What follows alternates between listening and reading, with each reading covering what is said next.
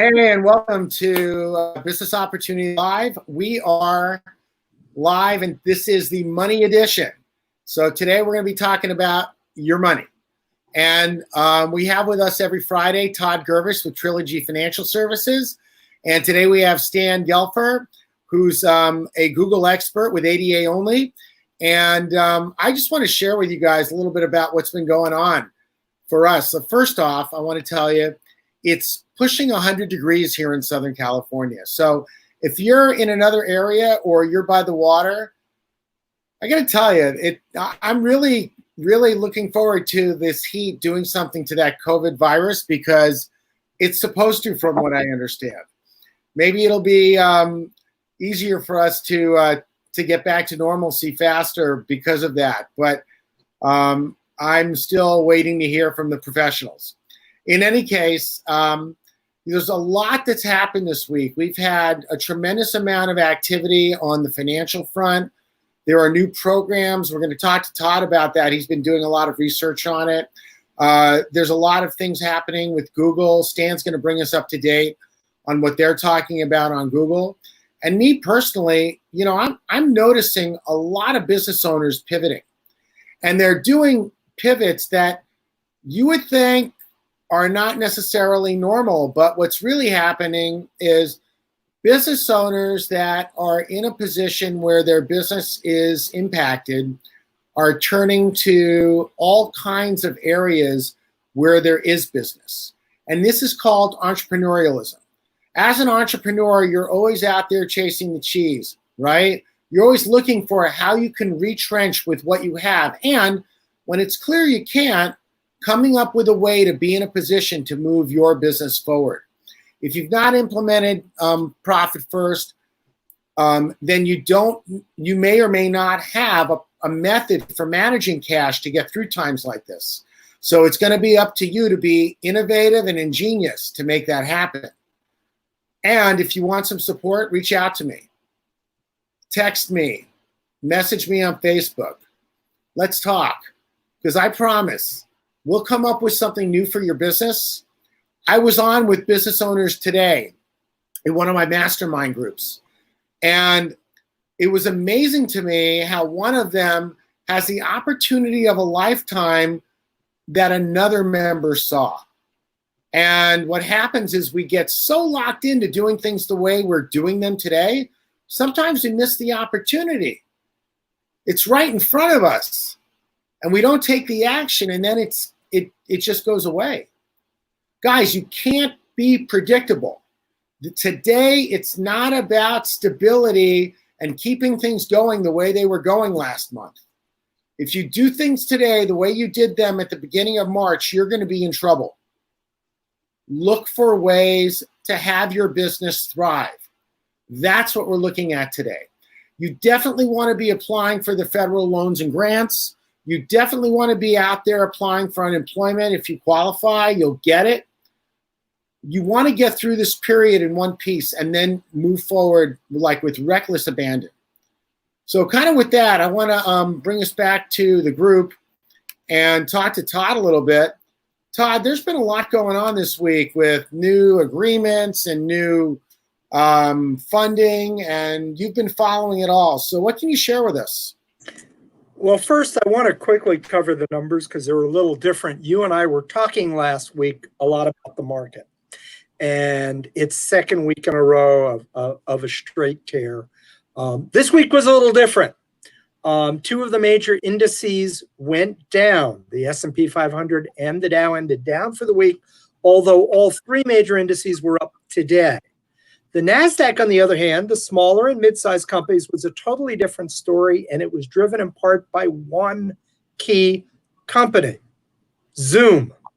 Zoom, just like last week we were talking about Amazon and Netflix, Zoom is up 160% since the beginning of the year. Not a shock. We're all starting to live on Zoom. In fact, there are now over 300 million participants daily on Zoom. That's up 100 million since just the middle of March. Wow. Zoom drove up an extra 5% today, and carried the whole NASDAQ with it because it was put into the NASDAQ 100 as one of the key indices components. And it got a 5% bump from that. And that's why the NASDAQ ended up for the week while everything else went down. So if you're doing business on Zoom, you're helping the small and mid cap. So a lot of we small business owners that are using Zoom, that's what's driving that growth, and it's taking the market with it. But overall, the market was really down for one key reason. The markets were down overall because of what happened with oil this week. You may have heard on the news on Monday, oil was trading at negative $35 a barrel. There was so much inventory that they could not get rid of it. Some of that is settling out now.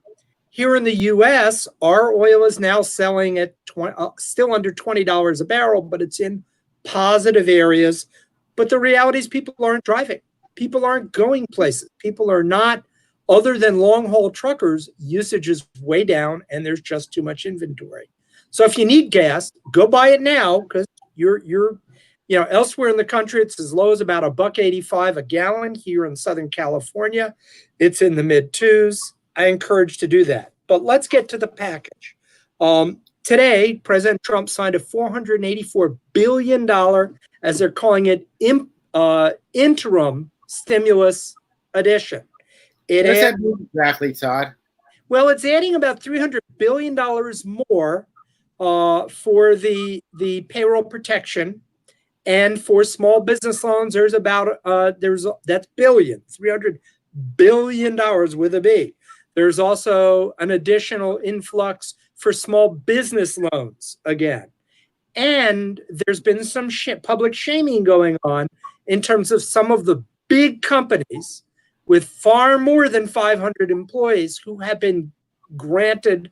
And some of the key ones we've been hearing about, Shake Shack and Ruth's Chris. Well, Shake Shack has 7,000 employees. They've turned around and given the money back. Ruth's Chris is giving, which is part of Ruth's Restaurants, is giving the money back. But there's a lot of push. Some of the companies don't want to give it back. But there is now more money, and the terms of the additional funding has made it harder for those larger companies to get at it. Publicly traded companies will not have immediate preference to get in there. The smaller companies will. That's going to help a lot. So how did it happen that they were able to get these enormous loans in the first place? Loopholes in the way the law was written. That's the reality of it. So they went in. They also were the first in. They immediately filed. They were the first in. And the way the loan provisions were written, they got the money. A lot of them, as I said, like 8 major corporations have said they'll give back the money. 1 or 2 who had been granted and not yet accepted it have said they won't accept it. There's about 30 other publicly traded companies who have said they will not give back the money. And it's going to be a balance of they need the money to employ people versus goodwill and how that affects their public image. What they are already talking about is what comes next. And that's the real key of it, because there is now, for the next phase, in addition to $310 billion for the PPP, they are already talking about what may come in the next phase, and that may include a payroll tax cut for employees. That's going to be a lot of negotiation to make it happen, particularly with the Senate Majority Leader saying, we don't need it, let the states declare bankruptcy. The other key thing. Wait. Did you say they said let the states declare bankruptcy? Yeah, Senate Majority Leader Mitch McConnell has said states should just simply declare bankruptcy. Well, that means vital public services like police, hospital are going to be very negatively impacted as they're cutting people down because they want to pay them. However, wait. Wouldn't that also impact the markets? Like all the bonds? Yes, it will, in a very negative way. If you all the bonds that states have outstanding and all of that would just suddenly become worthless? You basically, they will be junk bonds. California, Pennsylvania, and New York, and Washington State and so forth, they're all over Georgia. They're all overtaxed. What is potentially going to help a bit in the short term is that in the current deal that just got signed, $75 billion was allocated for healthcare providers because they're losing tons of income because elected procedures are not happening. And there's another $25 billion for mass testing to develop testing and $11 billion specifically for states and localities to help offset all these costs. So what we've gotten now is the next step. They're referring to it as phase 3.5, and the key is to get to phase 4 to get to these keys. Yes. So I also heard something about in fact, Gene mentioned it on yesterday's program, that the national debt is due to this is rising so tremendously that there's no way in most of our lifetimes it would ever be paid off. Well, I'm not going to conjecture on that. I'm not an expert on the national debt, but here's what I will say. It is rising. If you want to hold things in comparison to the past, and everybody remembers during George W. Bush's administration, how he went from a surplus to what was then a record deficit. And then obviously with TARP and so forth under President Obama, that went even further. This dwarfs it all because we are talking hundreds of billions of dollars at a time, trillions of dollars being added to the debt, essentially right. Printing. Yeah, they're just going to print more money. Like, here's the question: is the United States the only country doing this? No, we're not. There are major economies like Germany that are having to do similar things to keep things afloat. What I'm curious about, the UK is having to deal with this. What I'm curious about is, so a lot of countries are having to do the same thing, right? So the value of a dollar today and the value of a euro today will probably be different when we come out of this. I'm guessing. Yes and no, because they're all relative to each other, and there is no place on the earth of any of the developed nations that isn't going through the same thing. China's going through it. The UK is going through it. Germany's going through it. We're going through it. So the reality is we're all taking the same hit. The US may feel it a little more only because we are expending a larger portion to do it. And if, in particular, if that payroll tax deduction for employees happens on the next phase, that will have an impact because there are a few nations that are doing that, but most so far are not doing it to the extent of what's being talked about for us. Okay. Well, that's quite an interesting thing to look at. And what else did you learn this week about the programs and how they're going to impact people? The money's going to be slow to come in this next phase. They are deliberately it's already going to be slower just because of the backlog, but they are going to be far more cautious, it would appear, in how they let the money out so that we don't have the same problem again of the big companies come in with their army of people to do the paperwork and the money vanishes. So it could take weeks or even months to get the money in this next phase of the small business loans and the payroll protection.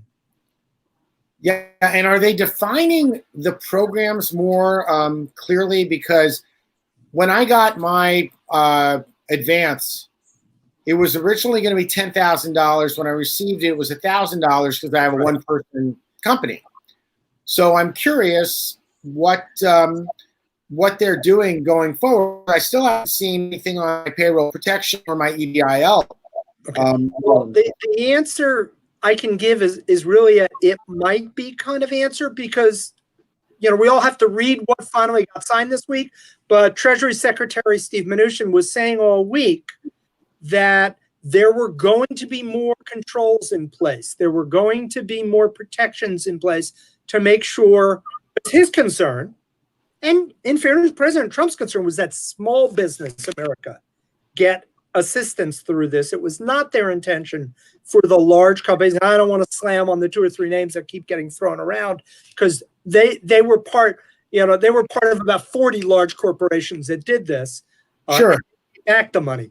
But there are going to be more restrictions. Now, there's pushback from publicly traded companies. Some of the smaller publicly traded companies are unhappy, but there will be a bias against, or so it appears, publicly traded companies. Okay.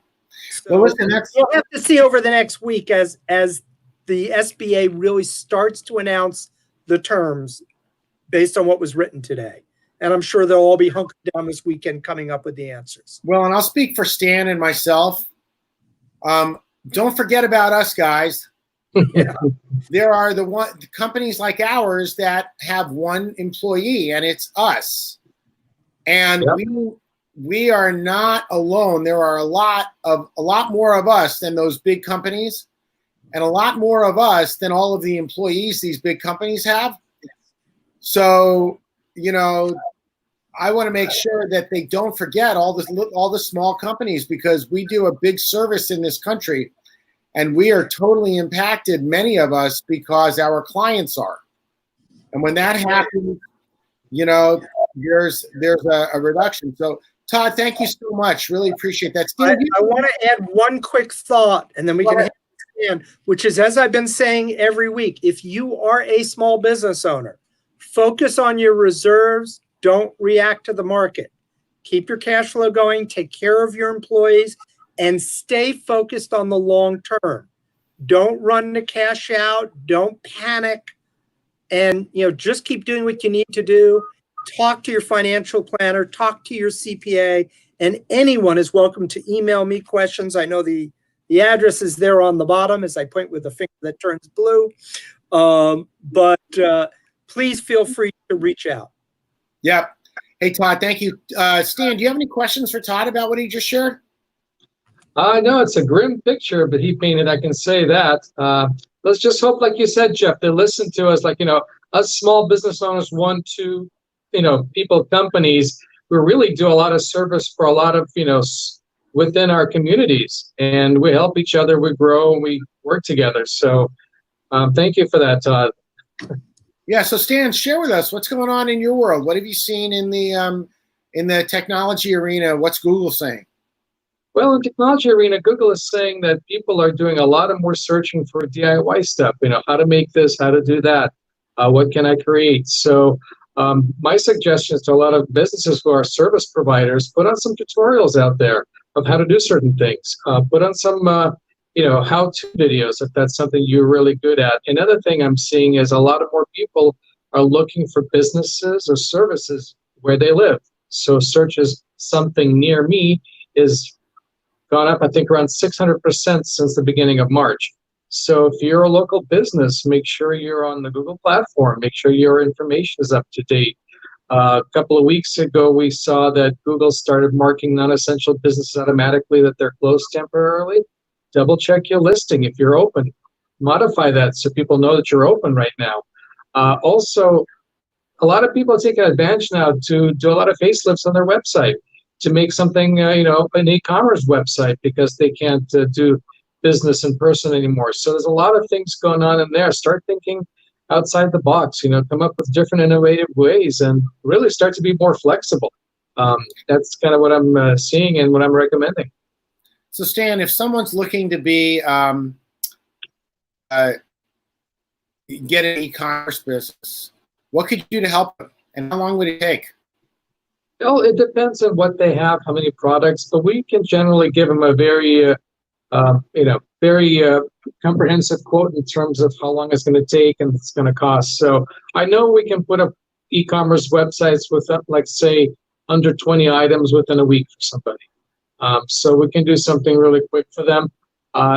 Sometimes we can do it even quicker. We've put up sites in 24 hours for some people who had emergencies. So we can definitely help out in that way. And also, keep in mind, a lot more people are using the internet now. So a lot more people with disabilities are on your website, and you want to make sure that your website is accessible, because you want people to become your loyal customers, not go to somebody else just because they couldn't click a button or couldn't read something on your menu. So, go to our website, request a free report. We'll tell you, what you can do to fix that, so you can get more customers. That's great. Stan, can I ask you a quick question? Sure. which is obviously something I have noticed, I think we've all noticed, is a lot of companies are having to rapidly fix their website to accommodate how things have changed and what services are available. A lot of the small businesses, they hired someone to do a one-off website. Is that something you're able to assist people as a resource if they need to be reaching out for somebody to make those changes and updates at the same time that they're looking for ADA compliance? Yes, Todd, absolutely. We can do the work to help them fix it. We can provide them with information if they want to fix it themselves. But the best part is if they request a free report, they'll get all the information up front so they can make a much better decision of which way to go, and we can help them along the way. So we can hold their hand if they need be, and they can contact us for any questions they have. So, you know, what I'm hearing inside of all this is, look, there's a lot of web work that needs to be done today. People don't always know what it all is that they need, but they know that there's a response to COVID-19 that they want to put up on their website, and they can reach out to you in order to figure out how quickly that can be done and how to fit it into their budget. So that way they get. Thank you for mentioning that, Jeff. I was just going to mention one more thing. We're helping our customers put on their homepage of their website how they are protecting their customers from spreading infections and how they're disinfecting. So that's something I urge everybody to think about. If you're open, make sure people know that you're taking steps to protect them. Awesome. Hey, Stan, thank you so much. And thank you, Todd. This has been a really enlightening conversation today. I want to say to everybody that's watching us on this particular episode that we're here for you. Put your comments and questions in the comments board. We will get back to you. We want to help. We want to make sure you have the information that you need. We also want to make sure you can do business. So maybe you need some support figuring out, how can I do business? Who can I go to? I'm not sure, and you want to have a consultation, reach out to me. We'll set up a free consultation. That way you can see what's possible aside of moving your business forward. If you want to get a new business started or add on to your business and it involves doing internet development work, Stan's happy to help. If you're looking for how you can manage your money and what some good choices you can make are, Todd can help. Tune in every day. We have someone that can help you every day. You are not alone. This is not the end of the world. It sucks, and we're going to get through it. Yep. So this is Jeff Cohen for Stan and for Todd today, signing off. Want to wish you guys a great week. Look forward to seeing you on Monday, where we've got a very special guest. I have one of my clients coming in. We're going to talk about how she pivoted her business and what's happening today. You guys take care. Bye now.